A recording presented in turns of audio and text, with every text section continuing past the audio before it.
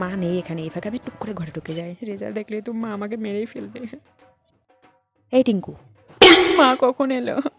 পা টিপে টিপে এইভাবে ঘরে ঢুকছিস কেন চোরের মতো? এবার তো আমি ধরা পড়ে যাবো মায়ের কাছে। কি হয়েছে টিঙ্কুর এইভাবে চুপ করে আছে? কি রে, কি হয়েছে? কোথায় মা?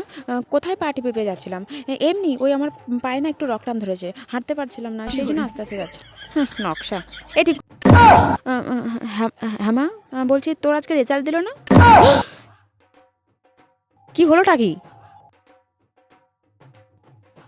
কি বলছিস তুই? এই তো পাশে পায়ে চম্পা কাকিমার মেয়ে টুম্পা, একই ক্লাসে তো পড়ে তোর সঙ্গে, ওর তো আজকে রেজাল্ট দিবে। এবার বোধহয় ঝাঁটার বাড়িটা আমি খাবোই। আমি তো শুনলাম টুম্পা পাশ করেছে ভালো নম্বর পেয়ে, তোদের রেজাল্ট দেয়নি মানে? এবার আর কোনো উপায় নেই, বলেই দিতে হবে মাকে। কি হলোটা কি? এই তুই ফেল করিসনি তো, সেই জন্য তুই আমাকে রেজাল্টটা দেখাতে চাইছিস না? না মা, আসলে কি আমতা আমতা করছিস? রেজাল্টটা দেখা, রেজাল্ট দেখাবি না বল? আর কোনো উপায় নেই, এবার আমাকে মার খেতেই হবে।